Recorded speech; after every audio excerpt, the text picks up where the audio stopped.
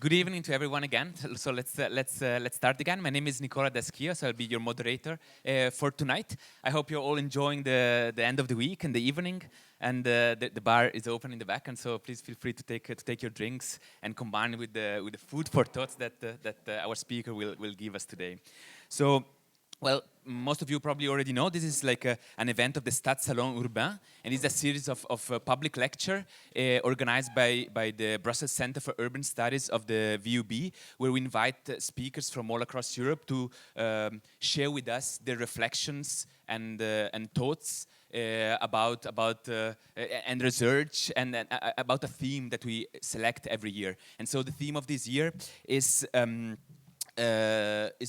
well, let me read really the title of the theme is Moving Cities Forward, Leaving No One Behind Toward Fair and Sustainable Transitions. And so the idea is to discuss urban ecological phenomena from a transitions perspective. But then it's not only, and so we asked the speakers not only to tell us why the transition is needed, this might be obvious, but at the same time also to deconstruct transition, to understand how this can happen, who will win, who will lose, where there is resistance, where there is acceptance, and so on. And so the audience, like the invitation is centered around a broad audience, and then I don't know, of course, most of you, but like I see there are students. There's students of the Master in Urban Studies of the VUB. There's some fellow researchers and some colleagues also from administration and civil society organizations. So I really look forward to the conversation we will have afterward. So last month. Professor Luca Bertolini from the University of Amsterdam has given a lecture on urban experimentation as prefigurative politics, focusing on the urban street, and today we have Professor Gordon Walker, so another excellent speaker from the Environment Center of Lancaster University in the UK. And so Professor Walker has worked on and is working on various social, spatial, temporal, and normative dimensions of the environment, sustainability and climate and risk issues. And this means, among other things, he has done work on environmental and energy justice, rhythm analysis, community innovation and renewable energy, vulnerability, inequality and governance in relation to heat, floods, and technological risks. On the page of the event, you can find the list of the last few books he has published. I want to recommend at least one, which is a bit older, it's 10 years old this year, but which I found very inspiring, as well as like I know many research and activists also know it and found it very inspiring, which is about environmental justice, concept, evidence, and politics. And so today, the title or the theme of the presentation today is a theme actually that is quite current. I mean, even if now the weather of this week means that our bodies have forgotten it maybe, but like this summer or this year was one of the hottest years on record. And so the topic indeed is about heat, and then yeah, well, without speaking much more myself, I give the word to Professor Walker. Please go ahead.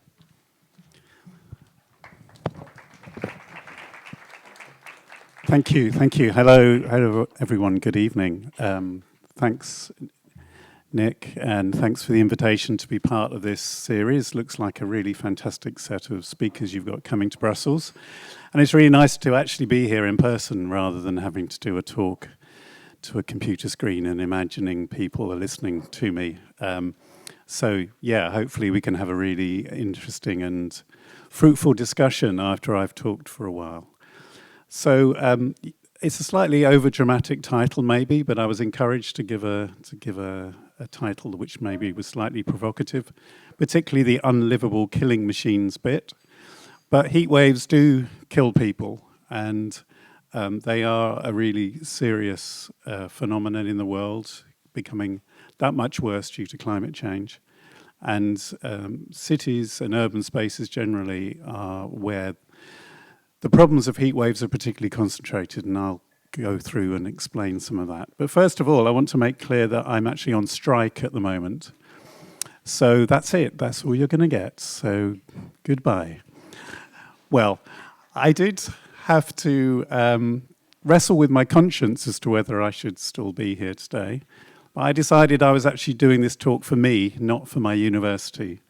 So I haven't publicised the talk at all, and I'm not going to make it anything that the university can be happy about. But I'm very happy to be here. So I'm going to carry on.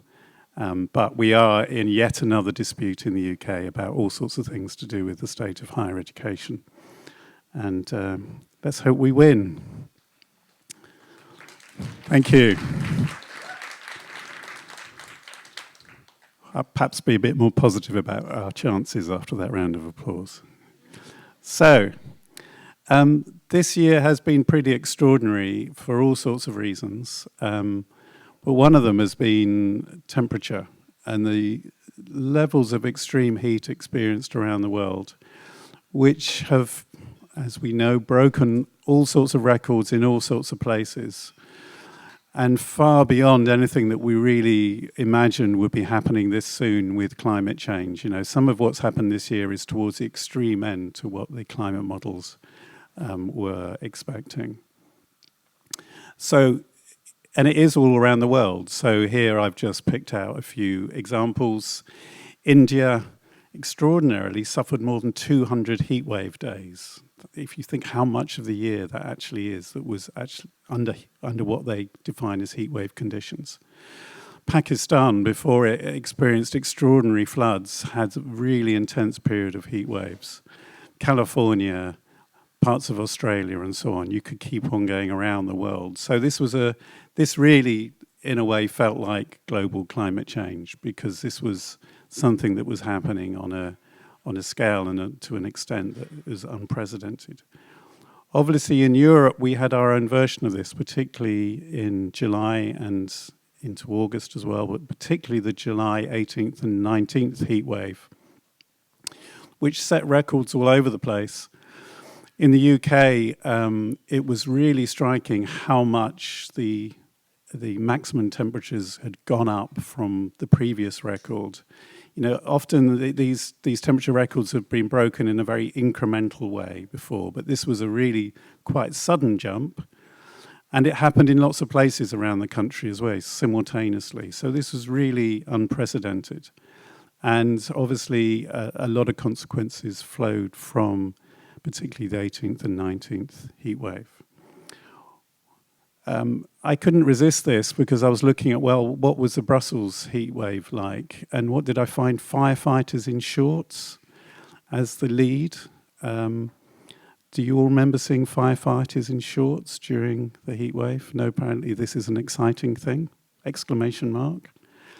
But that does actually reflect a really quite profound problem in how we, at least in Western Europe, and particularly in the UK, how we think about hot weather and the sort of discourse that surrounds it, including the sort of media discourse that surrounds heat waves as being something, you know, quite nice, quite fun, and not particularly a threat at all. At least it says Brussels braces for heat wave, but starting with firefighters in shorts. What I actually did on the 18th of July, and as you can see there, it was advising people not to use the trains during this period of time because of the impact on the infrastructure. I decided to use the train anyway, and I actually travelled from Lancaster in the north of England, here we go, through London and to Paris. So I got the train down to London. I then went on the Eurostar from London to Paris because I was at the International Geographical Union conference talking about climate change.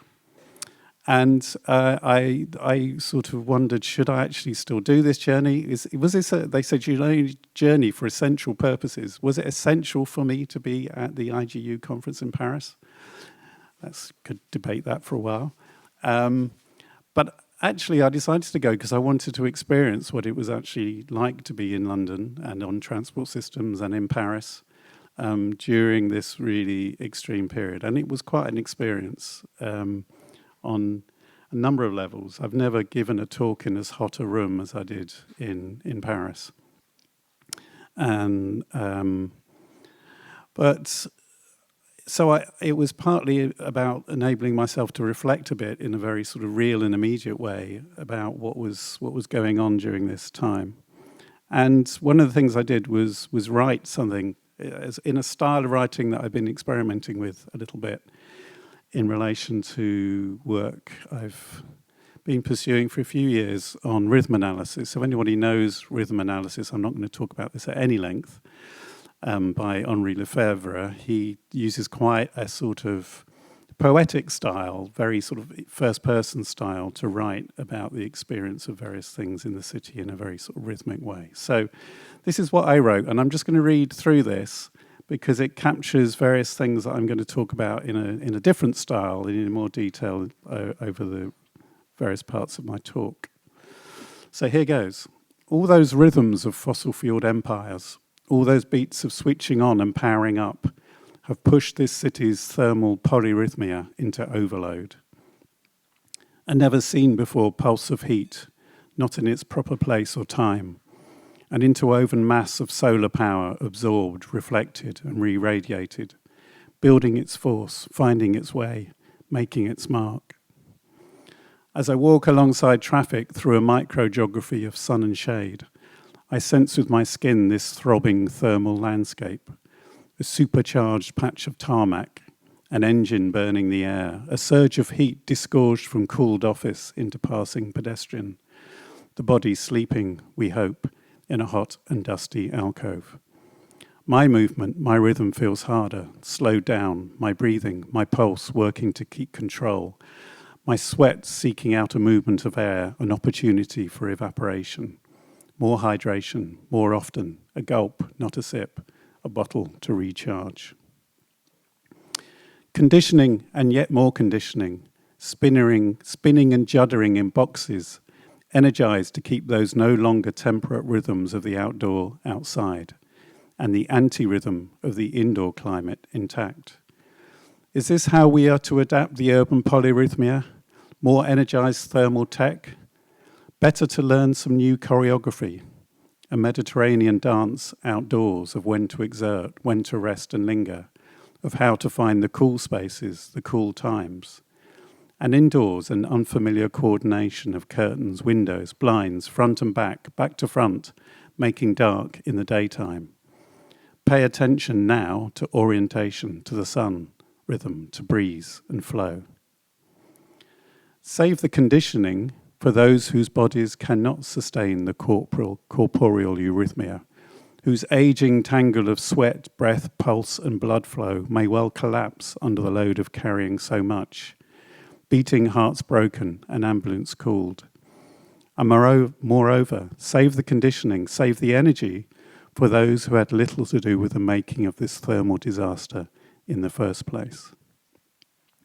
So that's on this website, Energy and Rhythm Analysis Resources, where there's various other examples of this sort of style of writing. But, so hopefully that's captured something of what I'm now going to talk about in a more sort of conventional register. And the talk is largely drawing from a chapter that's in a draft form, so it's still being finalised at the moment. And it's with two colleagues, so I need to give them credit for some of the things in this talk, Elspeth Othman and Jamie Cross, who are both running a really interesting project called Cool Infrastructures. I'm not part of the project, but I've been interacting with it in various ways, which is very international, and it's looking at the sort of infrastructures that can support effective cooling, particularly in low-income neighbourhoods in the global south, and I'm going to draw on some of their research later on. But I've been interested in heat for some time for various different reasons. So I've worked on projects looking at heat problems and overheating and heat wave deaths in care homes for older people. It's a particularly interesting place to look at the threat of heat. I've done work looking at the movement and diffusion of air conditioning technology into different indoor spaces, conceptualizing that process of sort of transition of a technological form into both at a global scale, but also into particular types of building uses in the UK.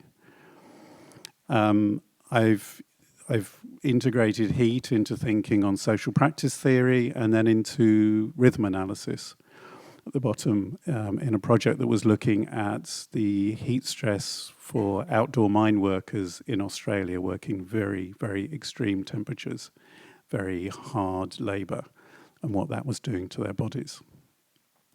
And then also, most recently, just a short piece that I've written, which is reflecting on the relationship between energy poverty and the way we've thought about energy poverty and the sort of decolonisation agenda. And you'll see a little flavour of that later on in my talk. So there's a number of things that I'm bringing together in what I'm going to work through. So having got all that preliminary stuff out of the way, this is the structure of the talk. I'm going to firstly say a few things about heat as a material phenomenon, and then as a cultural one. And the cultural dimensions of heat, I think, are really important.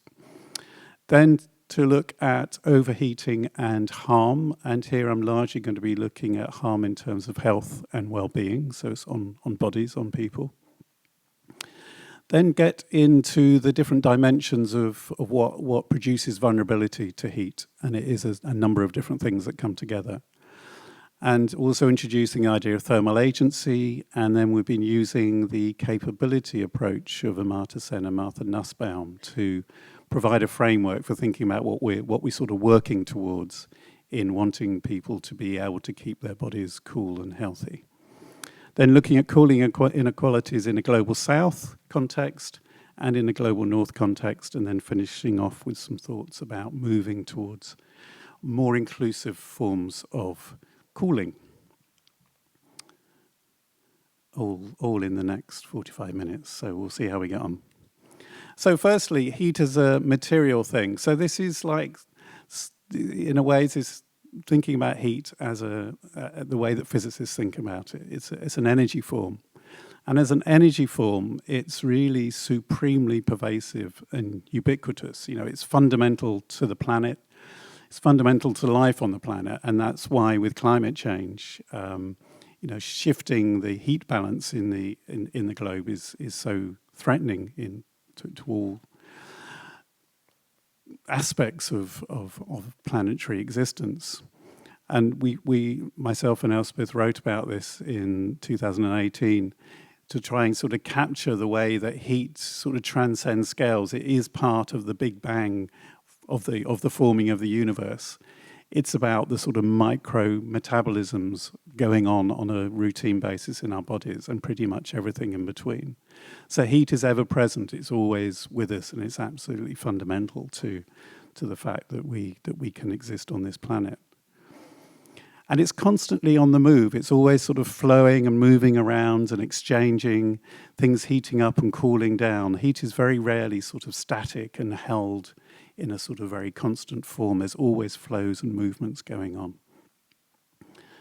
It's part, therefore, of the relationships between things. So the cup of tea, and my relationship to the cup of tea, is partly about a set of thermal relationships. You know, the hot water going into the cup, that part of the heat in that hot water spreading into the cup, spreading into my hand, moving into the air around the cup, and so on. So there's all these intimate thermal relationships going on all the time with all sorts of objects and with all sorts of parts of our lives. And our bodies are constantly generating heat while we are alive. It's an ever-present part. So it's part of our relationship with the environment that we're in. And this makes heat quite a hard thing to sort of get hold of and manage. So it's always difficult. Heat slips and slides and moves around. But climate change makes all this more involved because it starts to shift some of the sort of registers and the thresholds and the territory within which we've got used to living with heat and trying to manage heat. Things are pushed into unfamiliar dimensions. So we can think about heat in these sort of material ways, but heat is very much cultural. As we experience heat and in situ, in place, in our lives, it's very much coded into the sort of cultures of the worlds that we live in. It's coded into our clothing, our norms of clothing, ways of dressing, into our food, into our architecture, into the rhythms of daily life that that will vary with seasons, vary from one place to another, because of the relationship with heat that we're trying to manage through the ways that we live. So it's part of living with the seasons. We have a repertoire of discourse in which we talk about heat and the cold and the warm and the very hot and the very cold and so on. I'm sure there's a whole repertoire of language that is used in French and in Dutch in a Belgian context, just as there is in the UK in relation to our sort of English discourse. And it's there also embedded in all sorts of standards and norms of technologies and the ranges that they're designed to operate in, and the infrastructures that are intended to be able to function within a sort of domain of temperature that we've become used to, and which again climate change starts to problematize. You know, rails buckling so that on the railway system during the heat waves in July. You know, the railway system in the UK is not designed to be at 40 degrees C. The basic infrastructure, the basic bits of metal that the trains run on start to misbehave. Also, the way that we respond normatively to heat, and particularly to high heat, is this, do we see high temperatures as something pleasurable, as a form of comfort, or do we see it as discomfort or threat? That's a sort of shared cultural sort of understanding of heat that can be very much embedded. And all of this sort of culture of heat is very much sort of sedimented. You know, it's rooted. It has deep foundations in the way that we live and in the cultural forms that we live with. And that's a real problem for heat. So for the sort of shifts that climate change is bringing, and for the sort of adaptation attempts that we want to make, and the adaptation strategies that we need to follow. You know, if things are very sedimented and held in place and normalized, then it's very hard to move away from them, and that's very much the case with our relationship with heat. So that's a couple of preliminary things to just reflect a bit about the fact that heat is both material, but it's also cultural, and you'll see those two things coming into play later on as well. So, but the very material way in which heat becomes harmful and there's an excess of it, is that heat can kill. So this is data that was quite recently released for the UK, which shows you what deaths have been attributed to the 18th, 19th of July heat wave, particularly in the graph. You can see that spike in the graph. So the orange line is showing you the 2022 data. The blue line is showing you the 5-year average for that day of the year. And you can see that clear spike for that 2-day period of numbers of deaths. In total, across the declared heat periods during this year, during this summer in the UK, there were 3,271 excess deaths, and these have to be looked at quite carefully to take out COVID deaths and other things that were part of this. So these are deaths that were attributed specifically to heat waves. And you can see that this, particularly for the older age group, if you look towards the bottom, this was the highest number of recorded deaths that we've experienced since 2003 and 2004, when we first had a heat wave plan. So this year, the impact of heat waves this year in the UK was particularly extreme in terms of a sort of metric of numbers of attributable premature deaths.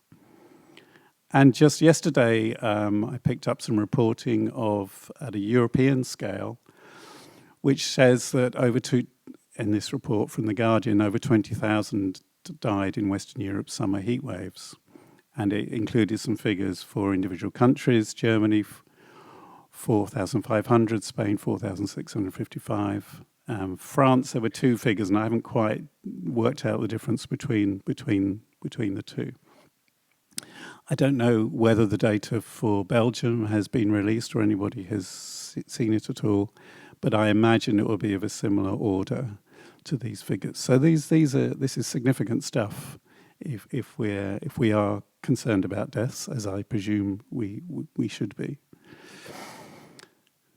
The thing about these deaths is they're very concentrated in older age groups.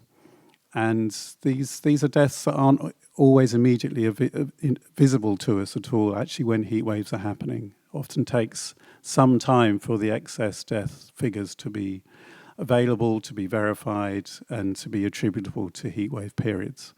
Why they're concentrated in older age groups? Well, it's a number of different things. As our bodies get older, our ability to self-regulate the sort of core temperature of our body starts to break down. It's not as effective in our older bodies. That's the sort of automatic thermoregulation, the sort of balance that our bodies are working to sustain. If heat accumulation builds up in the body and your body isn't managing it well, it puts a stress on your heart, on breathing. So if you have a pre-existing condition, cardiovascular, pulmonary disease and so on, it really puts stress on those. And a lot of the people who die during heat waves are people that have pre-existing health conditions in this way.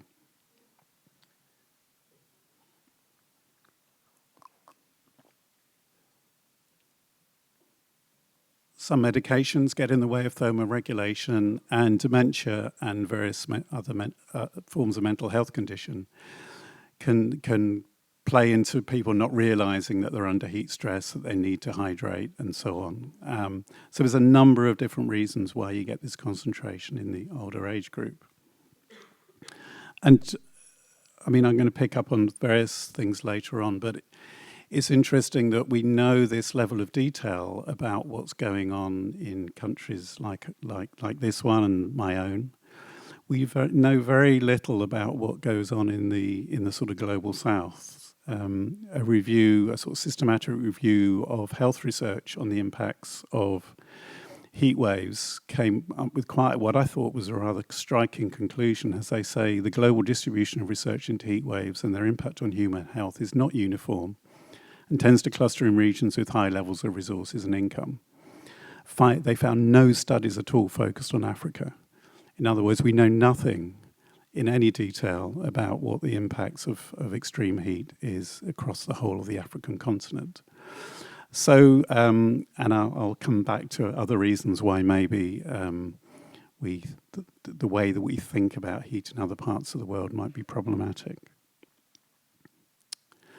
But clearly deaths are important, but harm is not the only form of deaths are not the only form of harm that comes from heatwave conditions. It also clearly makes chronic health conditions worse. So if you don't die, you can still be clearly struggling and have your health condition made from that point on worse than it was before because of living through a heat wave. It can have impacts on people's mental health, on cognitive performance in terms of education. Accidents at work tend to go up during heat waves. Various forms of evidence around the sort of consequences of sort of irritability leading to violence and forms of social unrest, including domestic violence during heat waves. Infrastructure breakdown, which it is obviously problematic in itself, but can have knock-on consequences for health, particularly if electricity and water infrastructures start to break down, and that can then have consequences on people's health and well-being. So it's not a very happy tale, really, in terms of heat waves. So, firemen in shorts, well, that's one way of thinking about heat waves, but there's a whole nother repertoire of things that we should be becoming far more aware of about the consequences of extreme heat. But when we talk about all of this, we have to be very aware of inequalities and the various processes which mean that vulnerability to heat is concentrated in particular places, particular people, and people in particular social and geographical settings. So where and for whom, that should say not for whom, is vulnerability to harm located? It's in places where periods of high temperature weather are being experienced, sort of obvious, but less obvious is it's all relative. It's all about what's relative to what is normal. And that complicates this whole way that we think about heat and heat waves. So 40 degrees C, perfectly normal to live with that on an ongoing basis in parts of the world, Middle East. What's the problem? It's not a heat wave, it's just normal. It's what's relative. So heat waves are always defined in relative terms to what is the normal pattern of temperature. In other words, it's taking on board the fact that heat is a cultural thing, not just a material thing. And also that there's degrees to which our bodies acclimatise to living with different temperatures. It's also about urban settings because of urban heat island effects, which adds to temperature extremes, the range of ways in which heat accumulates and lingers in urban environments, making quite a significant difference to temperatures inside cities to temperatures outside cities. It's about bodies, vulnerabilities in bodies that need cooling. As I've explained, a lot of that's to do with age and health conditions. But is also a lot to do with settings and social circumstances and about access to methods of cooling. In other words, where thermal agency, the ability to do various things to manage your thermal experience, your ability to have thermal agency is constrained. And this is the sort of territory that I'm going to increasingly get into now. So what are the range? Sorry, this is a diagram which is in a sort of draft form and we've messed up the colours a little bit. But this shows the sort of the range of different things that you can do or that enable you to stay cool during hotter conditions. So at the bottom of this sort of pyramid, you've got autonomic thermoregulation, so that's the automatic things that your body can do to self-regulate. But the body needs adequate water, it needs to be hydrated for that to work. It also needs a good food source to enable thermoregulation to happen. Behavioural thermoregulation are all the sorts of things that we can do in terms of our practices and our behaviours, what we're doing, how we're doing things. So during hot weather, avoiding exertion and exposure, so reducing the amount of work you might be doing. If it involves exertion, moving to cool areas, being in cool spaces, and so on. So things that we can do behaviourally. The forms of active cooling to do with bathing, to do with ice ingestion, having a shower, and so on, which is a ways of bringing down the temperature of our bodies. Forms of passive space cooling, passive ventilation and evaporation, and then at the top of this pyramid, mechanical space cooling, or in other words, air conditioning. And as conditions get hotter, as temperatures get more extreme, how effective each of these levels of the pyramid are starts to decline. And as temperatures go up, then in order to just sustain that basic level of well-being in your body in terms of core temperature and so on, then you need to climb up the pyramid more, in effect. So this is the sort of world of cooling possibilities. The question is, who has access to these different forms of cooling?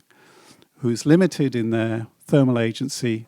Who is unable to realize the capability to keep cool? So as I mentioned earlier on, this is territory that we've moved into using the capability approach to try and provide a framework for sort of thinking about the various things that are involved in realizing cooling and the various things that can stand in the way, the sort of various mediating things. Now, I don't know if people are familiar with the capability approach developed by Amartya Sen and Martha Nussbaum. It's very widely used in all sorts of different territory, particularly in development sort of policy. It provides a sort of normative framework on human welfare and well-being that begins with the premise that it's what people can do that matters more than what people have. So it was resistance to looking at justice and inequality in its original form just in terms of income.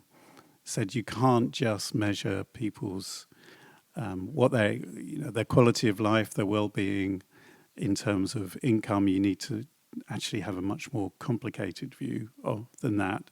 And the crucial thing is, what are people able to achieve? What are they able to do? What are their capabilities? So just to briefly explain this diagram, on the right-hand side, so here we're focusing in on cooling, clearly. On the right-hand side, you have what are called really basic capabilities. So these are the really fundamental things that you can say should be in place if you're going to have a sort of reasonable quality of life. And you can argue long and hard, and the world of capability theory has argued long and hard about what should be there. But things like having a normal life expectancy, being in good health, being able to engage in valued productive activities, being educated, and so on, you can say should be in that box. And they, in various ways, can be compromised by not being able to keep cool. So keeping cool is then sitting there in the next box as a secondary capability. So you're saying, well, amongst lots of other things, in order to sustain your health and to have a good life expectancy, you need to be able to sustain some degree of cooling of your body and of the environment that you're in. Various things mediate that relationship, including age. You need more cooling in order to stay in good health if you're older, for example. So keeping cool, secondary capability, and then there are various cooling services that can enable that keeping cool. Things to do with air movement, air conditioning, shade, ventilation, things to do with shelter, things to do with water, things to do with vegetation. And then sitting behind that, again, are various forms of enabling infrastructure. So they have electricity infrastructure to run technologies. You need good built form in order to have shelter, water supply in order to have water-based cooling services, and so on. So it's just a framework which tries to sort of lay out all the different things that sort of come together to enable, in theory, potentially, keeping sufficiently cool to be available to people. So this is a framework we've been working with, and we're still sort of trying to refine that can help us then look at particular circumstances. So it's a general framework, and you can use it to look at particular circumstances to identify what's going on, what's problematic, what's possible, what isn't possible for people in different circumstances. So I'm now going to jump from some of that sort of frameworky thinking into some more specific contexts. So the Global South. So cool inequalities, how do we think about these? How do they manifest themselves? Well, first of all is some sort of problematization of how maybe in our worlds we have been thinking about heat in other parts of the world.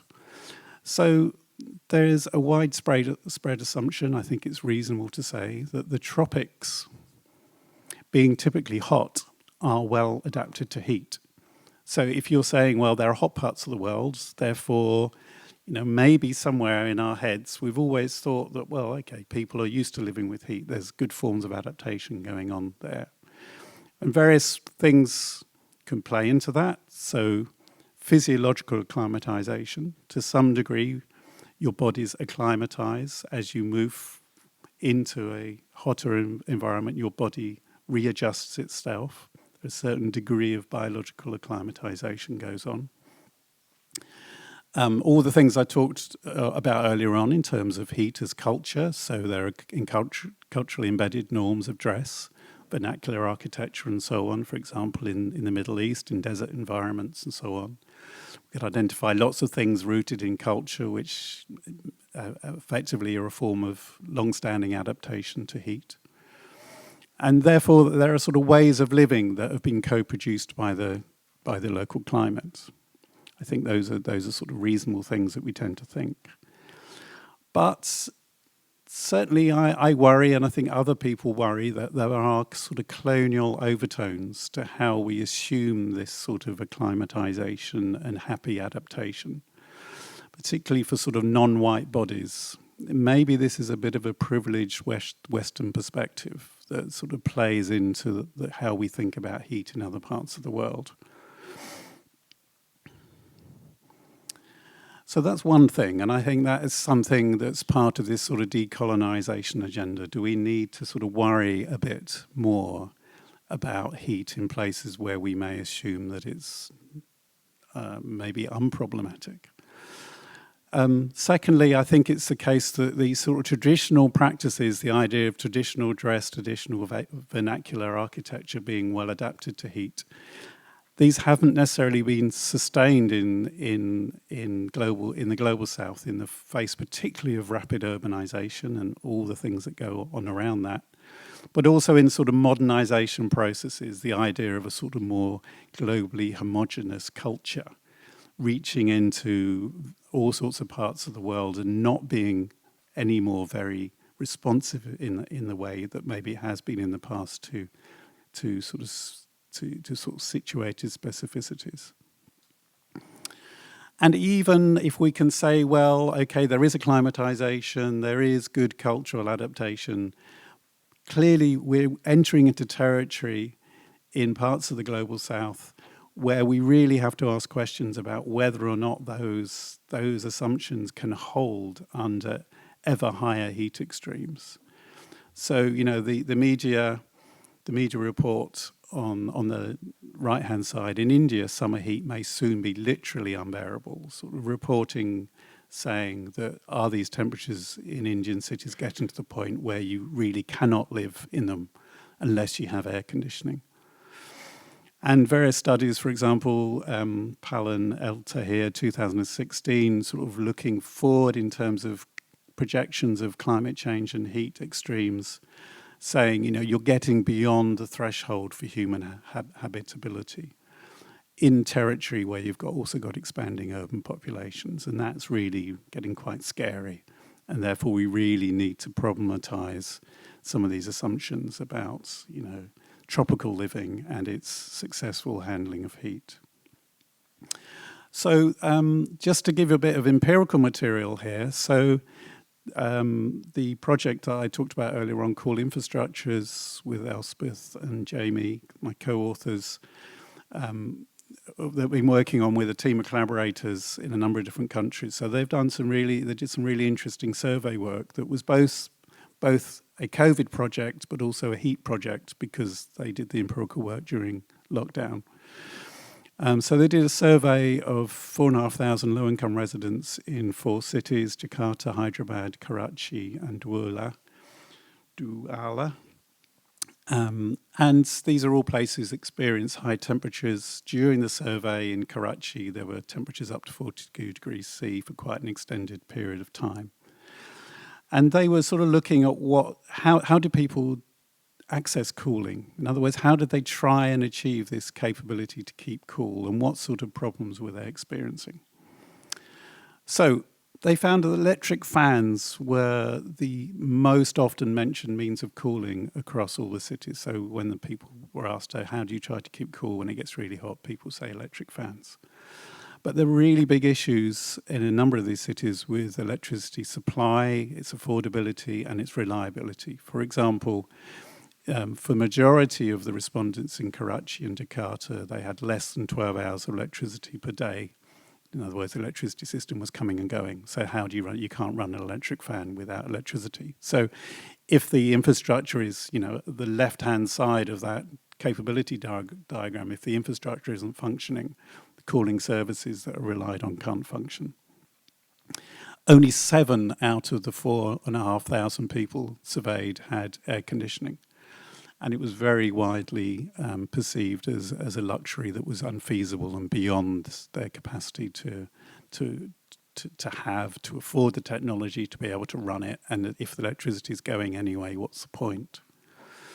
Water supply problems as well, limiting its use for cooling. So if you don't have a good and reliable and accessible and affordable water supply, you can't bathe, you can't shower, you can't drink in the way that you really need to keep yourself cool. Problems with the nature of the housing that people are in, particularly self-constructed informal housing, having very poor thermal qualities, prioritizing things like security over overheating and so on. So actually being indoors could really be a heat hazard rather than a form of effective shelter. Thermal exposure being at home, but also what people were experiencing when they're away from home, particularly when they're at work, and the thermal load that their body was carrying from work, which then sort of stays with you into when you're at home. Particularly when you're working in hot, exposed outdoor conditions, which could be construction, could be working on the street in various ways, mine working, agricultural work, and so on. Some interesting gender dimension, particularly when you were talking, when women were asked about the use of shaded areas outside of the home, so the sort of nature-based idea of taking advantage of green space and so on. Especially in Karachi, lots of limiting things, which means that women weren't using outdoor spaces away from their homes, which including things such as cultural norms about not being able to be unaccompanied when in public, the sort of duties, the expectations on women to be at home doing the family work, and restrictive norms about dress when outside and so on. So a range of sort of cultural things that didn't enable them to access cooling services. Reports of domestic conflict being more intense during heat waves, as I mentioned earlier on, and the underlying problem of limited healthcare and nutrition throughout their lives, which means many of them have pre-existing chronic health conditions which are made worse by the heat stress in the first place. So capturing some of the range of things that in each of these contexts were contributing to both creating vulnerability but also limiting the possibility of cooling the body across that sort of range of ways that I talked about earlier on. So, but it was interesting that in the different places, when you look at the analysis of the data, there's sort of different strategies being used, so it reflects different conditions, different constraints operating in each of the cities, and different availability of potential cooling services and infrastructures. So it's we have to sort of have an appropriately geographical and specific view of how cooling might work and what might limit cooling in different places. But at the same time, I mean, unsurprisingly, and this is often, sits there always in whatever you're looking at, almost. The lack of capability is always embedded in structural poverty and deeply rooted inequalities of various forms. So cooling sits alongside lots of other things, where you inevitably start having to talk about the fundamental underlying problems of what's going on in people's lives and what underpins those problems. So, how are we doing for time, Nick? Okay, that's all right. Yeah, that's all right then. I will talk about thermal violence and the sweat box. This is something that we're interested in. We've read this really interesting couple of papers, and there may be something here. I'm not quite sure how to use it yet. But Starosielski has written about this notion of thermal violence, and her starting point is really quite extreme because she's looking at the way that sweat boxes have historically been used as a form of punishment for people who are enslaved, particularly in America this is, people who are enslaved. Her work is in America, people who are enslaved and people who are incarcerated. So if you're going to be punished, one form of punishment was to be put in a sweat box. In other words, into a space where you would experience really extreme temperatures. You wouldn't have possibility of getting out of that space. You'd be denied water. You'd be denied possibility of hydrating. In other words, it's a form of really nasty and extreme punishment of your basic functioning of your body. So, and it's really interesting to look at how basically thermal conditions were used as a form of punishment. And she builds a sort of discourse and analysis which goes through to sort of contemporary forms of prison life in the United States as well, arguing that some of these conditions are not in the form of the sweatbox, but in terms of the types of buildings and the types of conditions that people are kept in the States. You see this sort of thermal violence being exercised. But maybe there's a way to actually work with this idea also beyond the sort of situations of direct incarceration, to talk about thermal violence that can be exercised in other ways. The sort of violence that we maybe have heard talked about in Qatar of the workers that have been putting the World Cup stadiums and accommodation together, forms of modern slavery and forms of, you can read specific accounts of people that have died who are experiencing really, really high and really nasty thermal conditions, both in their work and in where they were living when they were not at work. And you could certainly maybe use a discourse of thermal violence, that there was violence being done to their lives, forced on them through thermal means, in terms of the work that they're expected to do and the conditions that they're expected to work in. And maybe we can extend that more to, people living at the top of an apartment blocks that are very poorly designed in terms of their thermal conditions and that don't have the capacity to get out of that apartment block. They're trapped there.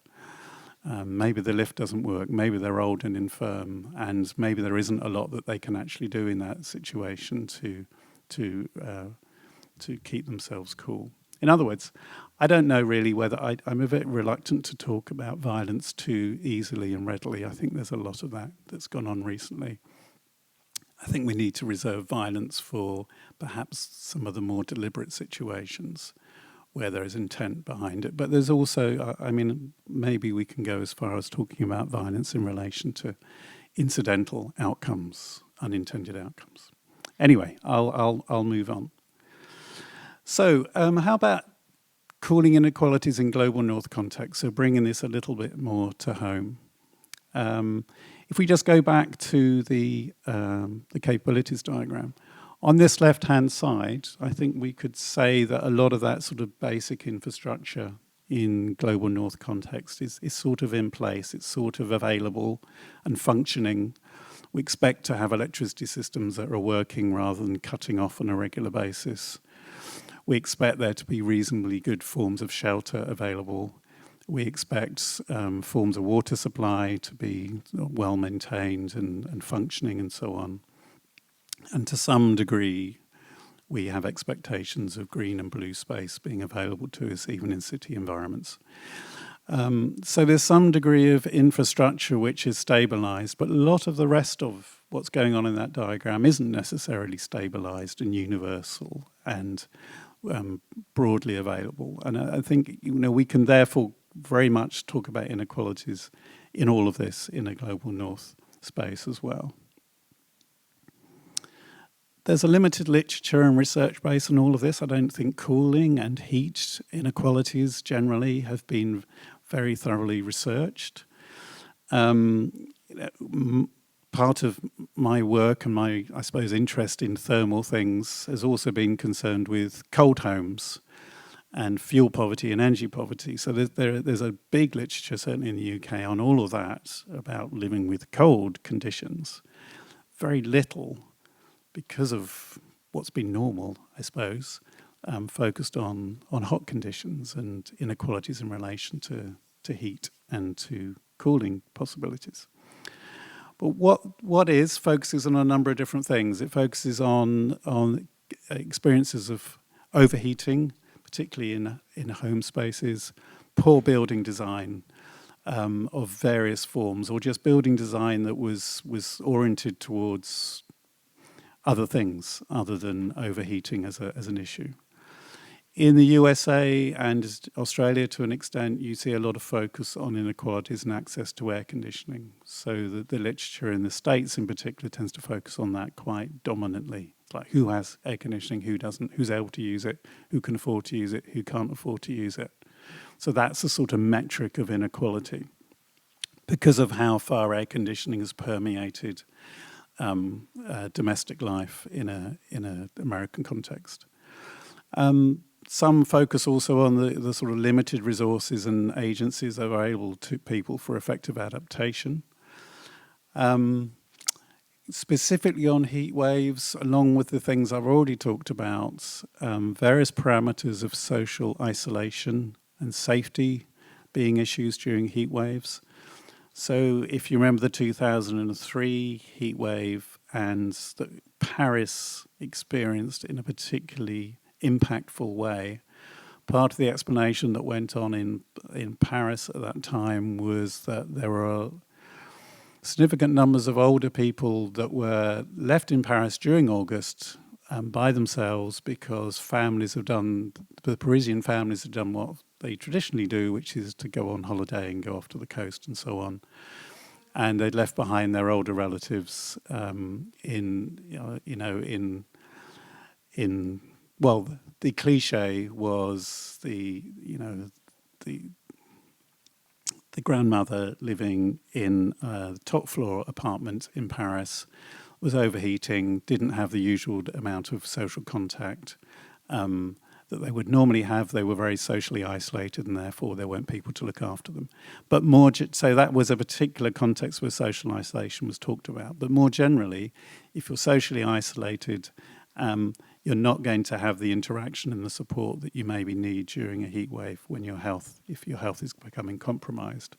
Safety is an issue in two ways. Firstly, do you feel safe enough to go outdoors and therefore make use of green and blue space and cooling breezes and so on? So if you're in a neighborhood that's full of crime, typically often poorer neighborhoods, do you feel able to make use of what you could use outdoors? And also just leaving windows open as a safety risk can be a really significant constraint on people's ability to use the sort of cooling technology, the very sort of simple thing of the way that you would open windows to improve ventilation and so on.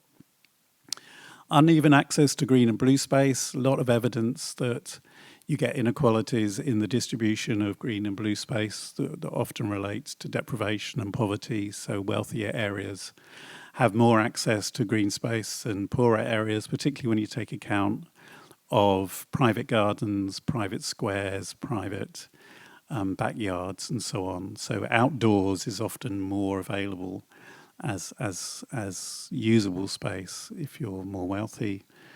And lots of issues about people's lack of understanding of how they can do sometimes quite simple things to stay cool, all the sorts of heat risks that they may be facing. That sort of cultural lack of familiarity with heat is often part of what's identified.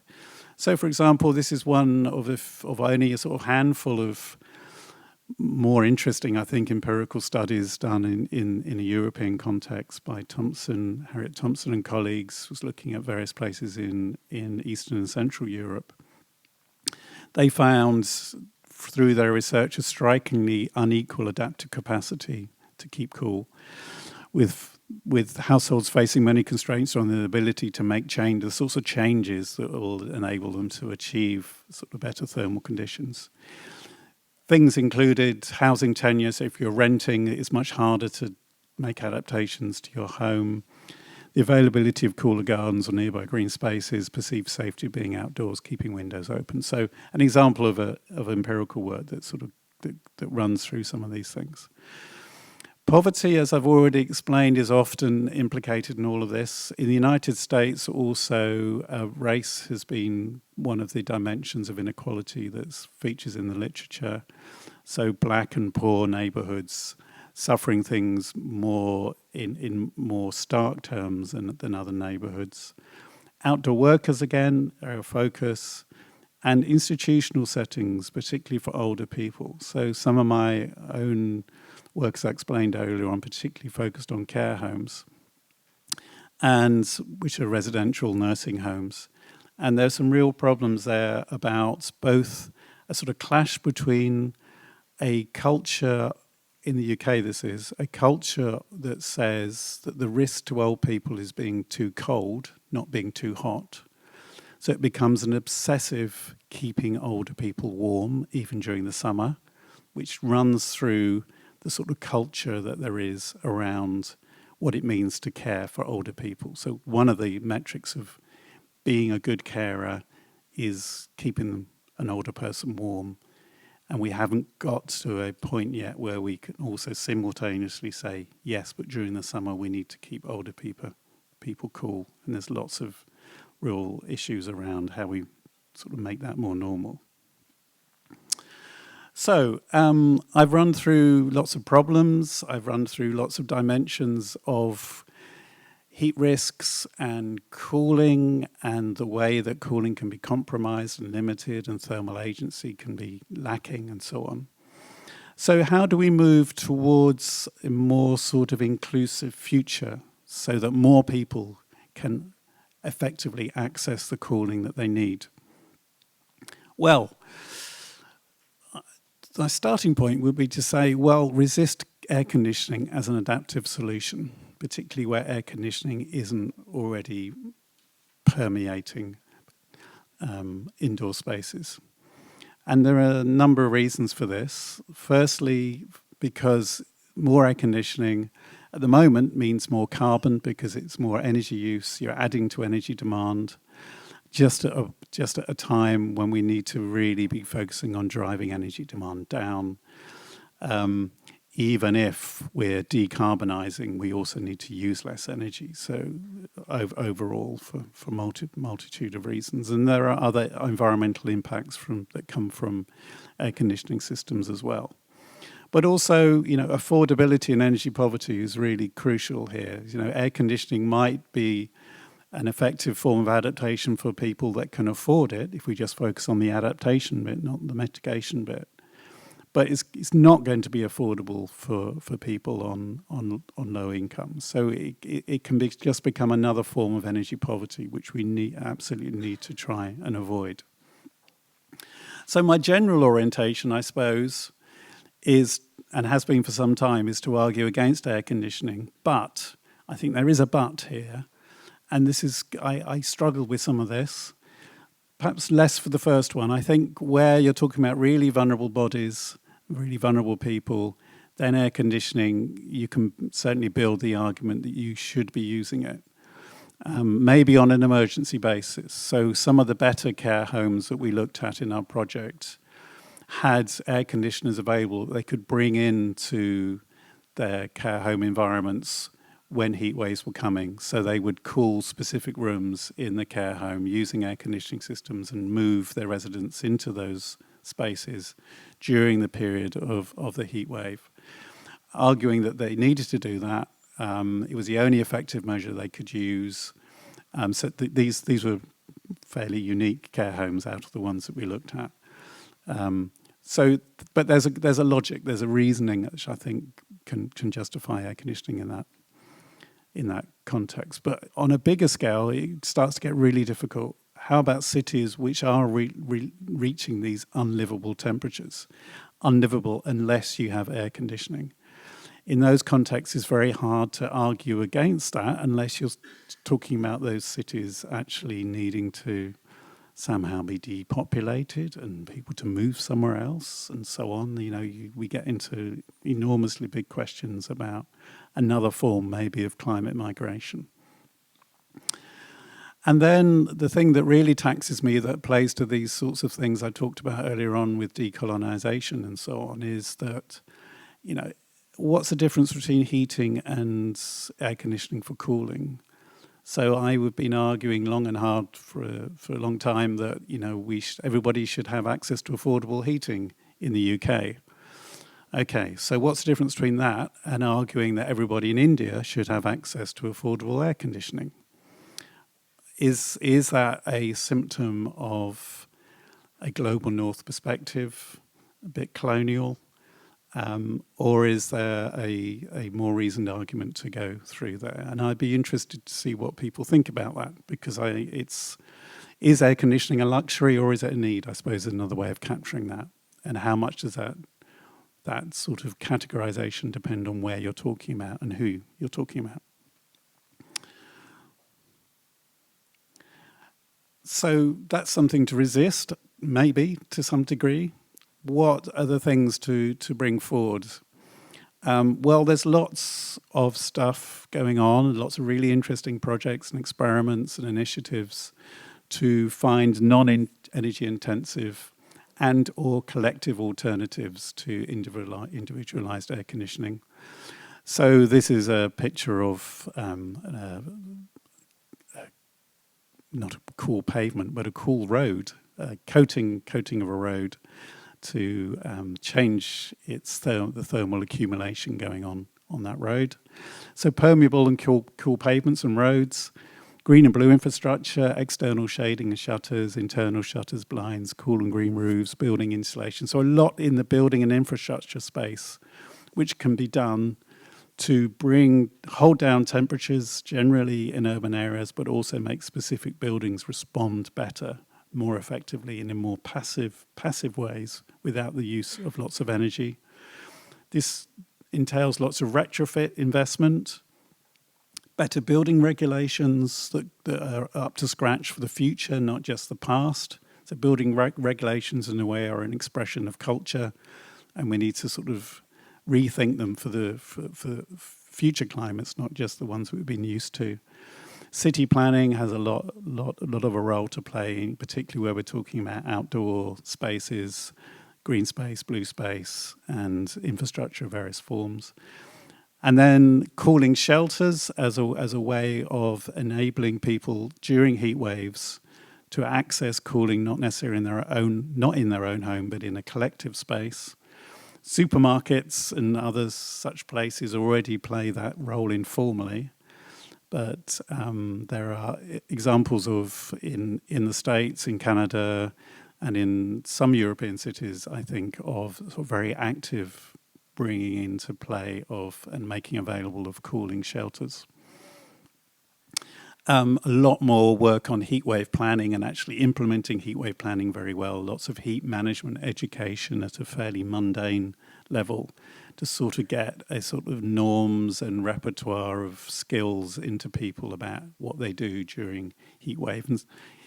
And certainly there's learning to be done across Europe. There's a lot, it's not straightforward to take ways of living in Southern Europe and just bring them into Western Europe, but certainly there's bits and pieces of how people live in hotter parts of Europe that can gradually inform the way in which we live in more western and northern parts of Europe.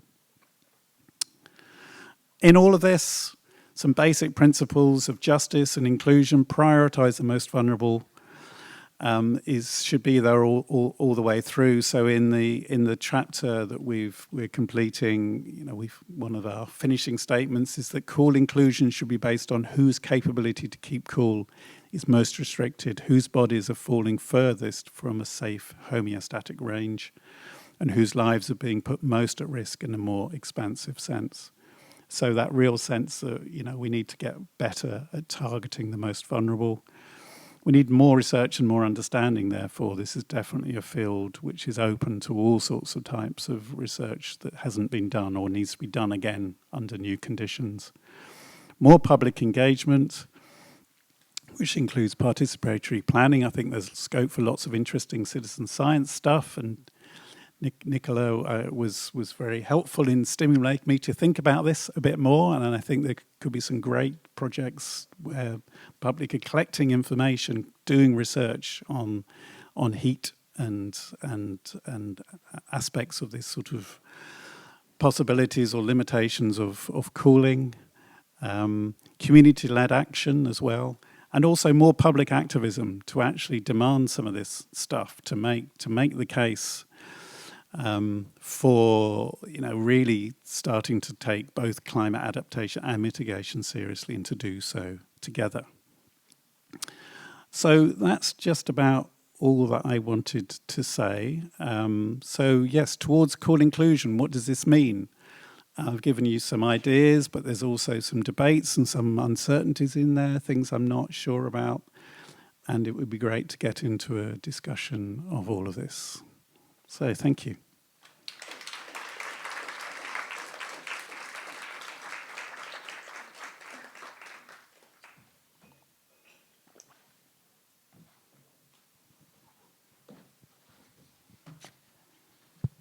So thank you very much, Gordon, for your very interesting presentation.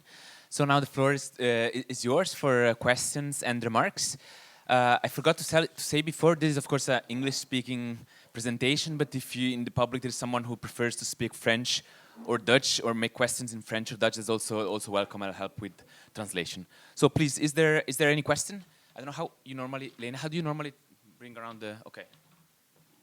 Okay, just raise your hand and I'll give you the mic.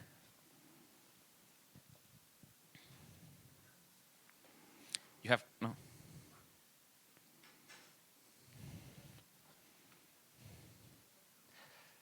Okay, then I'll, okay, Andrea. There's one at the back as well.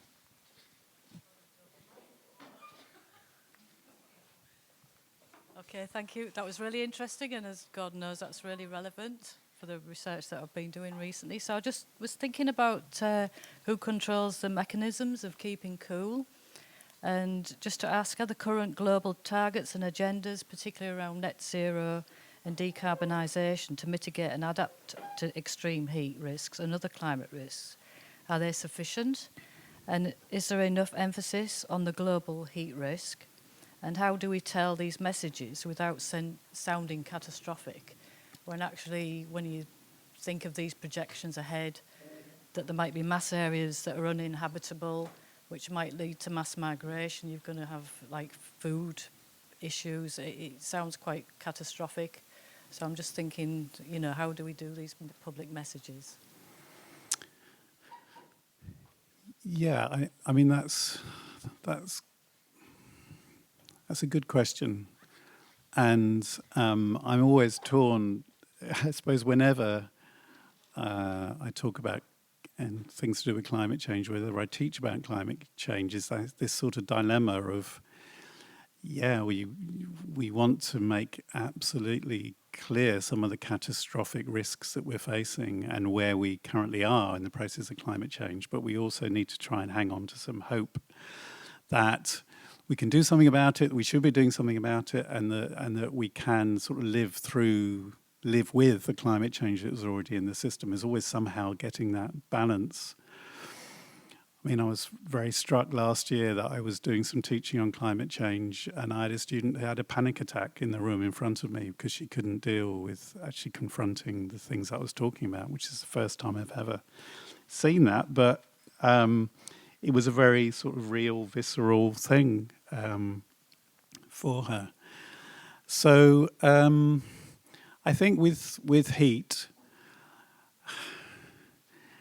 I mean, there are ways of living with heat. There are ways of keeping people safe. I mean, even if it's unpleasant, it's difficult, and things are not working, it is entirely possible to still keep people alive.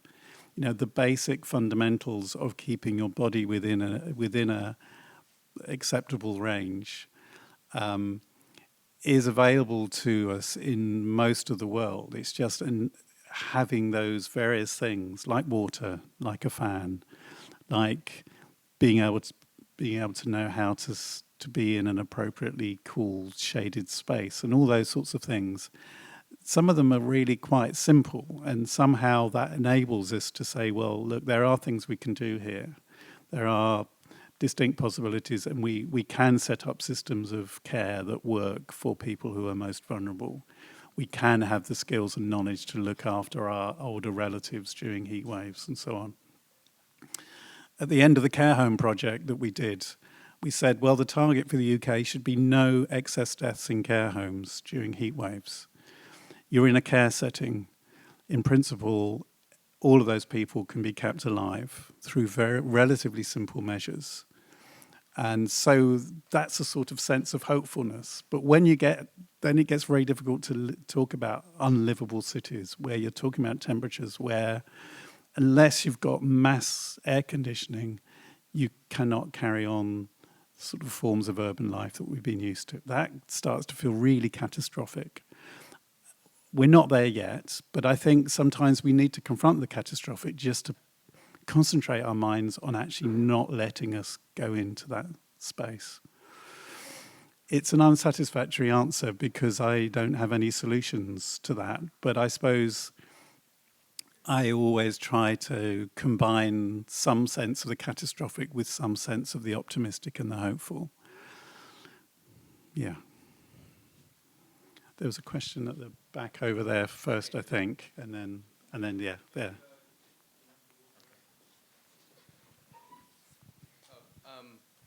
Yeah, I just have a question about the. Well, you said that there would be that the goal should be to reduce excess deaths in care homes in the UK to zero, and that Yeah. that should be achievable. Are those care homes? Do they have air conditioning, or do you think this is achievable without air conditioning? They don't typically have air conditioning in care homes. Sometimes, as I said, they have emergency air conditioning systems. There was one example of a care home that had that arrangement in place. It is achievable because there are, so far temperatures in the UK haven't got so extreme that you couldn't use water-based methods of keeping people cool. You make sure people were really well hydrated. That you couldn't use fans and other systems that would actually just keep the temperature in acceptable and survivable bands. I think, and also if you're very aware of who the most vulnerable are, and care homes that we looked at just weren't aware of that. They didn't have, on their information sheet about each person in the care home, they didn't say this person is at risk during a heat wave. If you have that basic information, then you can target your response on the most vulnerable people in the care home setting. In a way, I mean, I can't empirically prove that everybody could be kept alive using those sorts of non-air conditioning methods, but it was a sort of provocation to say this is a caring environment. If you're in a caring environment, heat shouldn't be a reason for people to die, and if that type of demand, that sort of target, at least brings down the numbers of excess deaths, that would be a good thing, even if we don't get right down to zero. Yes. Thank you for the presentation. I'm sorry I arrived late because there was some kind of accident in the metro. But happy to see at least, I think, more or less half of your presentation. Well, I don't know if I'm supposed to introduce myself, but I'm Francesc Baró. I'm a professor here at the VUV in Brussels. And, my expertise is more related to urban ecology, not really to cooling. But I found your presentation really, really interesting. And I was kind of, got my attention, this issue about the air conditioning. And the fact that you put this bat as well with all the different things where air conditioning can be something that it's the only option.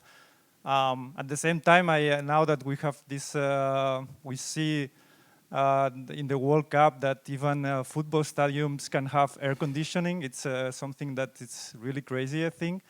But I was wondering, I mean, I'm also from Barcelona, not from Brussels. And for example, this last summer, where really there were starting heat waves even during the school period. There were some schools that were, I mean, the children couldn't stay in the classrooms because of the heat, and they were bringing fans and things like that. But I'm just wondering to what extent at some point in some cities there will be the only option to, as you were mentioning, to really keep vulnerable people cool. Is the only option is air conditioning? Or the kind of the planification, the planning of cooling centers in. I mean, I know Barcelona use this concept of climate shelters as well, which include cooling centers and also kind of green spaces that have a lot of shade and so on. But I was wondering, to what extent there are alternatives, let's say, to this air conditioning when there is really this kind of heat waves that you cannot really stay indoors. Without some kind of cooling system. Yeah, I sort of wonder the same thing. The difficult thing with air conditioning is, so and this is the sort of dynamic that can happen, is that you experience a heat wave that was really challenging, you put air conditioning in because of that heat wave experience. The heat wave experience was limited in time, it was a few days, maybe, up to a week or so. But then it becomes available to you for the rest of the year. It becomes a normal technology which you can switch on, when you want to, and you start to get used to living in this homogenized thermal environment like much of America lives, 21 degrees C permanently everywhere. And then you've built in all that energy consumption that's beyond just responding to the heat wave. So that's a real dilemma, I think, and that's why I'm challenged by saying, yes, we're getting, for the most vulnerable and in those extreme situations, you might well need air conditioning, but you don't need it the rest of the time. But once it's in, how are you not going to use it the rest of the time?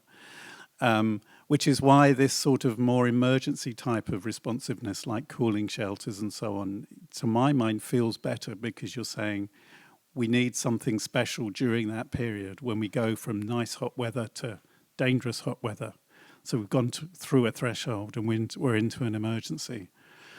Then it starts to, I feel more comfortable with those sorts of measures than things that can just bleed into making a homogenization of the indoor environment more normal. And, and there are all sorts of debates around not just air conditioning in terms of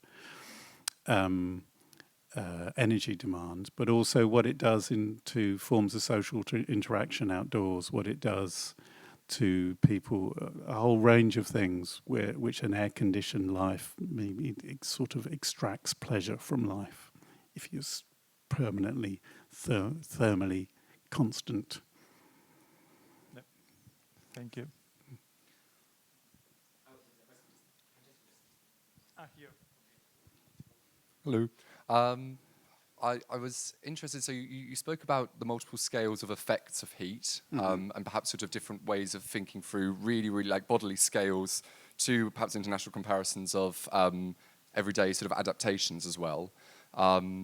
But I just thought it was interesting, is perhaps there a particular challenge here for cities, and that cities always, in the end, in their kind of governance and any kind of mitigation that they might want to do as well, that in the end, of course, they're always interacting with multiple scales, but that in this context, because of the global nature of climate change, there is kind of, in a way, they are held hostage by the big ultimate question of, are we actually going to manage to stay within any meaningful warming target? So do you think that kind of in the end, all of this is kind of, what's the word, kind of underpinned by or subject to that ultimate success/failure?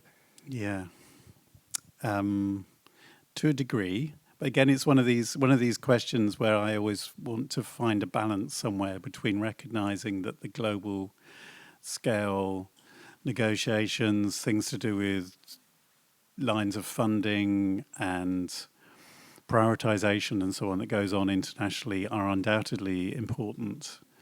But on the other hand, I don't want to lose hold of what can be achieved more sort of bottom up, and the way that particularly cities have really tried to push a climate agenda by, networking between at a city scale, looking to learn from each other internationally, and using that as a way of actually building pressure towards the global scale. So it's a sort of, it's very much about multi-scale governance and multi-scale relationships. And it's not just that we all have to sit and wait for the global scale to, to make it possible to do things at other scales. It's much more complicated than that. And the politics of it can work both moving upwards and moving down.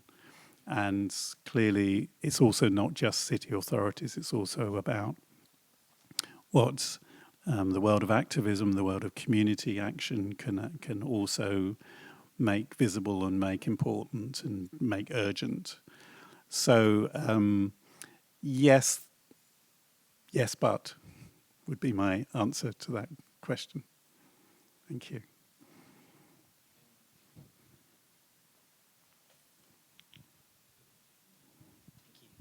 Thank you for that. That was a really interesting presentation. I just wondered, are there any cities or regions in Europe, Western Europe in particular, that have kind of really taken on board the sort of adaptation and the kind of greening of the city approach? I imagine in the UK, the devolved regions are doing a better job than the others.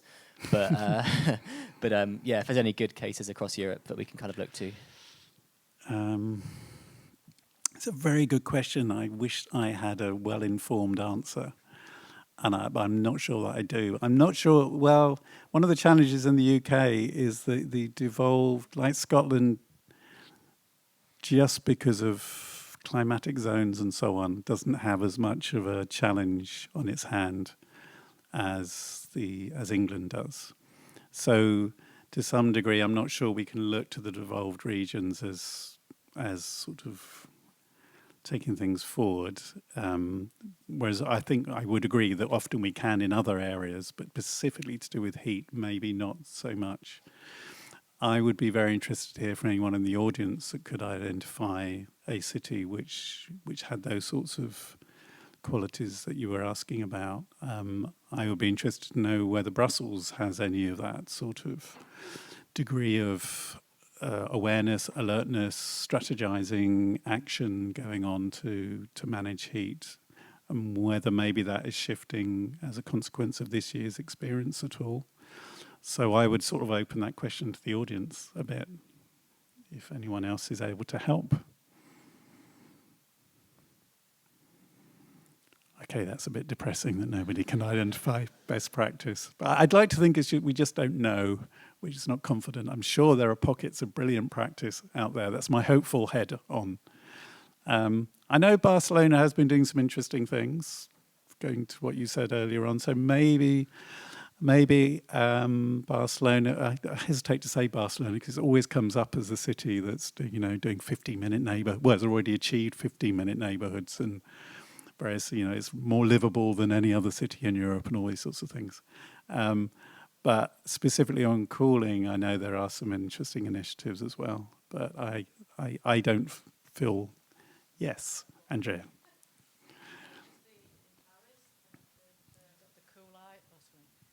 In Paris, the cool island concept, so it meant that any inhabitant of Paris was within 7 minutes of a cool island.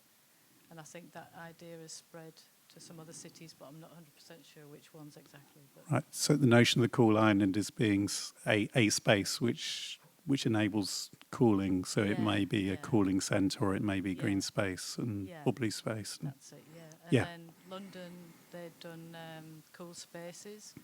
So they'd created a map, and it was areas where there was actually public water, so water fountains, or areas of particular shade within the city, and that was just publicly and freely accessible. Yeah. So I'm sure there are cities particularly in southern Europe, that could do water fountains better than London, which is a more historical thing, and it's interesting, isn't it, where has kept that public infrastructure and where has lost it, including sort of water infrastructure as something that's immediately available to people. Yeah.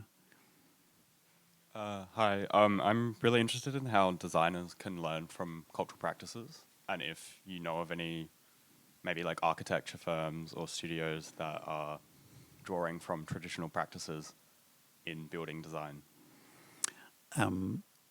If I was an architect, I probably could tell you. I've certainly seen things talked about as good practice. I couldn't give you specifics in terms of which architects are involved in doing that and so on.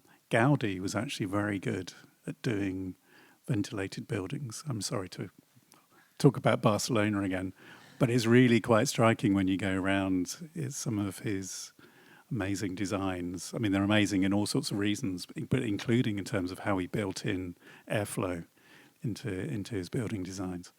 It's not exactly vernacular, but I think he was actually using some long-standing vernacular principles in what he was working with.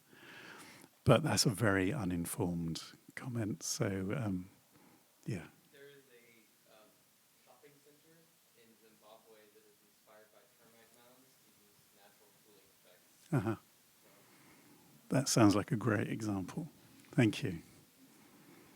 Maybe I also have a question because I tried to formulate that or to rationalize about that. I'm not sure I'll be completely able. Is because you mentioned both in an answer and in your presentation questions about the activism, but then I would like you to develop more about that in particular. I think if heat can be considered as an urban nuisance or hazard, much as pollution or noise. A big difference, which I see, like at least superficially, is that it's much more difficult to point at a source and the responsible. Like whereas for pollution, okay, you used to have the chimneys of factories, and now you have cars, very easy. Or like noise pollution, you also have transport infrastructure or like concert halls or again industrial issues. Whereas for heat, it's much more difficult to have a direct source. I mean, the sun, but then all the problems related to urban heat are less, more difficult to kind of to grasp and to point at. And so, what are the implications of this? Okay, first of all, do you agree with this? But also, what would be the implication be in terms of activism and mobilization, really, and coming together against and being able to really point at, oh, this is the problem we don't want. That is interesting. The sun is by far the most important source of heat, evidently, and how solar radiation is then within the atmosphere is obviously, it's global scale stuff. It's global responsibility. So you're into a climate justice sort of type of argument. Which doesn't help in terms of local activism. You know, it builds towards it's part of the global climate justice agenda. I suppose I was just wondering about air conditioning again. I can remember when I was wandering around, particularly when I was walking through London on my way to Paris on the 18th of August, it was quite striking going past some buildings how I was suddenly hit by a blast of really hot air coming out of an air conditioning system. And I wonder if some activism could actually be oriented around some of that going on. I don't know. People sticking themselves to air conditioning systems. I don't know. That's very, very speculative. Also around the sort of lack of access to green space. And, you know, we have instances, for example, in London of beautiful areas of green space which are fenced off. That are privately managed. You can only access if you live in certain houses around a square or something. Or development projects where a green space is integrated into a new development project, but again, it's only available to the people who have paid large amounts of money for their houses and not available to people who have paid low amounts of money for their houses or apartments. So some activism around some of that, which is very material. It says, you know, who has access to green space in the city, and it's very sort of local. It's very manifest that there are inequalities in that sort of space. That offers possibilities, including, but then also including down to mundane things like lighting in the evenings, in terms of the safety of outdoor spaces and so on. So I think there are some things to do with keeping cool more broadly, which I think have a more sort of material form and could be a sort of focus for forms of activism. But I hadn't really thought about that very much. So it's an interesting question. Thanks.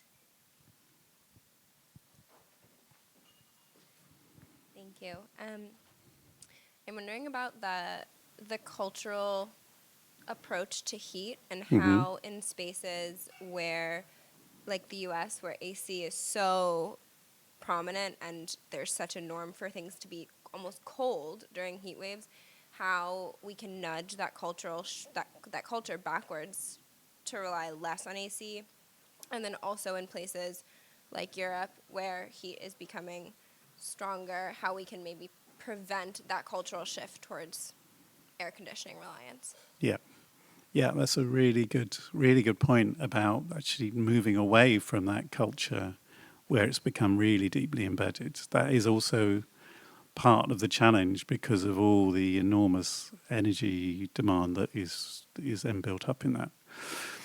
One interesting example that tends to be talked about too much, but it is a really interesting example, is what they did in Japan. So they had an initiative called Cool Biz, which focused on workplaces specifically. And it was a program of trying to get higher room temperatures as normal in office spaces in Japan, and to change the way the norms of dress codes that went with being at work. And it was a very sort of deliberate strategy of simultaneously doing things about dress code, so particularly moving away from the tie and the suit, and to say actually it's acceptable during, and there was a start to the cool biz period and an end to it. And so basically it said, because Japan is quite strongly structured in terms of various norms and so on, it said during that period you can turn up to work without a tie on. You don't have to wear a jacket. You can wear alternative forms of clothing. And this was demonstrated, the Prime Minister at the time and other sort of top people in the government were very actively involved in demonstrating that, look, we're going to dress differently during this period, and we're going to be in offices where temperatures are going up to 22, 23, 24, rather than staying down at 21. So it was recognizing there's a relationship between the culture of being at work and what it meant to be respectful at work, and the sort of norms of temperature that went with that. And it was surprisingly effective in actually enabling that shift of culture to happen. How much it was dependent on being part of Japanese society and the relationship between government and people in Japan is maybe different to government and people in the United States and so on. But recognizing that it's a sort of system, I suppose, there's a number of things that are interrelated that can work together, is perhaps the lesson that you can learn from that. On the other hand, there's a lot of investment, a lot of commercial activity involved in sustaining the air conditioning industry. So it's not going to be necessarily straightforward. You need to sort of find ways of acting against that. So I don't have the solution for the US because it's so deeply embedded, isn't it? It really is. But on the other hand, when you see surveys that people have done and who say, I don't like being at this temperature, it's cold. I'm bringing, in the middle of the summer, I'm bringing a jumper to work to put on because I don't like being so cold. So it suggests there's something to build on there at least. And there's within the sort of world of office design and air conditioning systems and all of that, there's an attempt to introduce something called adaptive thermal comfort into thinking, which says that rather than just seeing thermal comfort as having this answer, which is 21 degrees C, you try and build in your approach to thermal comfort as recognizing it can be more variable than that there are multiple things that play into it, and that you can then have temperatures that people can effectively, thermal environments that people can adjust to make work for themselves.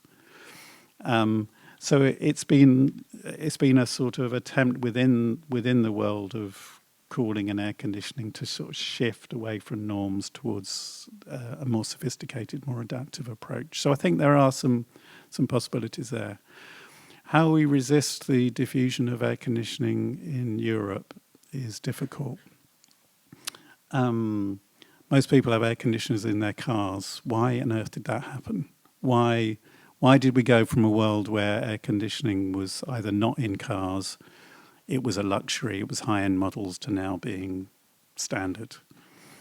It happens almost unnoticed. I think it's a real problem because you get used to it in one environment. You're in air-conditioned environments at work, when you're at the shops, when you're at the cinema, when you're in your car, and then it starts to say, oh, maybe it'd be nice to have air conditioning at home as well. It starts to become this sort of constant experience. One of the reasons I got into cars, I think, is because of music and radios and TV systems for kids. If you open your windows, you're going at high speed, it's really noisy, you can't listen to your music very well. So the way to keep the windows shut and to be able to listen to your music, be able to hear what's on the TV screen for passengers and so on, is to have air conditioning. So again, sort of things fit together. So I think there are dynamics already at work that means air conditioning's been creeping its way and become very normal in some indoor spaces. How do you resist it? I think you regulate it away. You can make it illegal to have it as an integrated part of new buildings, if you wanted to. You could tax it. You could make it very expensive to buy the kit in the first place, maybe, although that always introduces some dilemmas. So I think there are fairly standard mechanisms that if you decided to position yourself against air conditioning, you could do. And various forms of regulatory economic measures and so on that could try and act against it.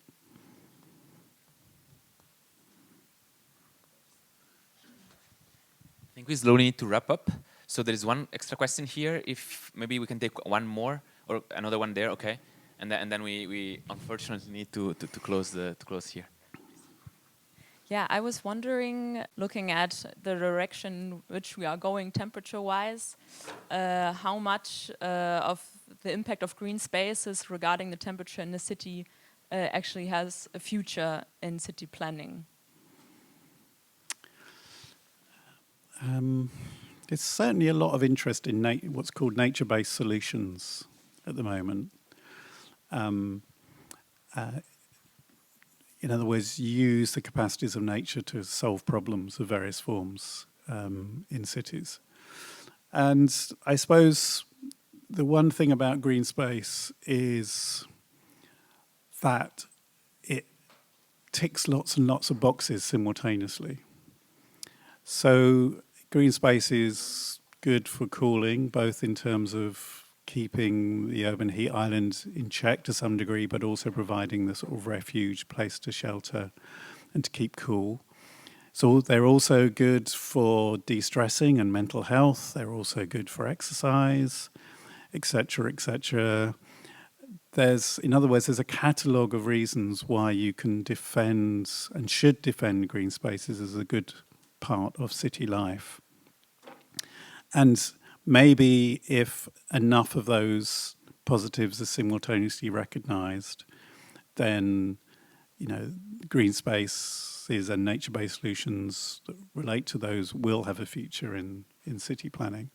And it just has to be demanded, and it has, green spaces that are there have to be protected, which is a role for communities and activism. And there are some great examples and inspiring examples out there of, the resistance to development of areas that have then been turned into community gardens or community orchards. And all of that, I think, is got a lot of momentum behind it. So I'm quite hopeful, actually, about urban greening and green spaces in city life that I probably wouldn't have been 10 years ago. I think there's a lot more evidence of value, and the pandemic, I think, really demonstrated that as very strongly in people's everyday lives as well. That if they have a green space to go out to, it really meant something to them during lockdown conditions. I was being hopeful then, wasn't I? Positive. That was nice. Yeah, okay. So thanks a lot for your talk. I found it really interesting. And one thing that really struck me is this dichotomy between cooling or warming as a right and cooling as a luxury, because I can't help but feel that some of the conversations that we're having about cooling, we'd be having almost the opposite if we were talking about warming. So you mentioned just now putting taxation on people having air conditioners, and that would be unfathomable if we were talking about warming, and it goes as well into this point that you raised, which I also don't have an answer to, but this question of fighting for people in the UK to have the right to have a heating device versus people in India having the right to have a cooling device. But I wonder why are discourses about these two things different? Will this change? Will we be having discourses about limiting people's use of warming devices in the next couple of years? Because ultimately, I mean, if we're talking about saving carbon emissions, then it's the same tools. So why? I mean, yeah. What is it that makes these discourses very different? What kind of right to what are we talking about? Yeah, that's a great question, and it plays into things that I worry about and I'm anxious about, and I've had to come to terms with in my own thinking. I mean, I can remember times where I think I wrote about this, where I can remember workshops where we were laughing at air conditioners attached to really run-down dwellings in southern cities, where we were sort of saying, "Oh, it's ridiculous! Look, they've got air conditioners. You know, how can they justify having an air conditioning system when they're apparently living in poverty? Why would they have an air conditioning system?" Really, just sort of judgmental. That you would never say about why have they got a heater? How dare they have a heater in their home when they're poor? You would never say that. And it comes, I think, from the classic Western gaze, the sort of the assumptions that we make about what matters that relate to our situation, our cultures, our bodies, and so on, which have a colonial mindset to them. So I do think that is part of the issue. I think that's part of the explanation as to why we look at these things differently. I haven't fully worked that through or actually really necessarily substantiated it enough, but I think it is part of, certainly for me, I think it was something that was in my thinking that was sort of an infection, which I've been trying to purge to some degree. And you're right, that talking about taxation on air conditioning just doesn't work when you. But it is very helpful, I think. Therefore, as a thinking device, flip between cooling and heating all the time, because I think it really starts to open up your thinking and your problematization and so on. There was something else you said that just slipped out of my head that I thought was interesting.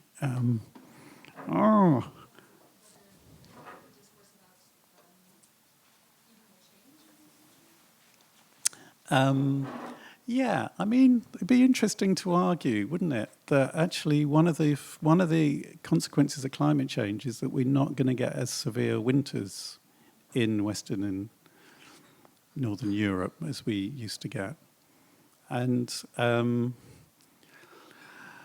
certainly at the moment, lots of people in the UK are rethinking their relationship to room temperature just because they can't afford the energy costs at the moment. And I know lots of people who are changing how they dress at home and using hot water bottles and blankets and all sorts of forms of other forms of keeping their bodies warm, which is quite instructive in a way that maybe there are ways of doing things without heating systems. Maybe that will become a little bit more of a thoughtful thing in relation to climate change and climate justice as well.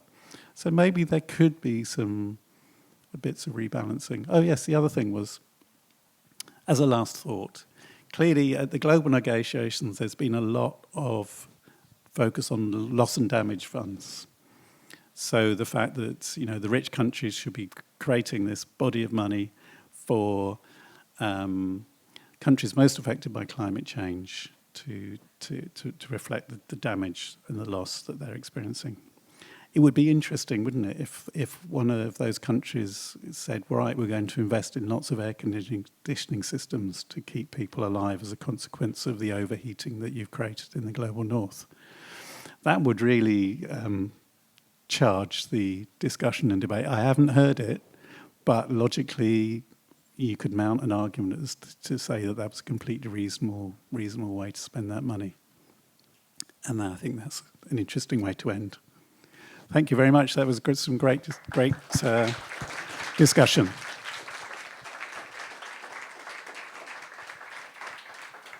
So thank you very much for the interesting presentation. Thank you for answering the question and for asking the questions.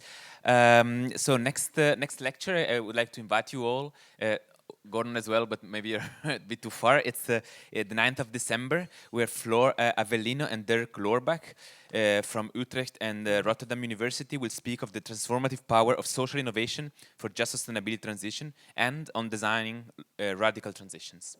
Voilà, so enjoy the weekend.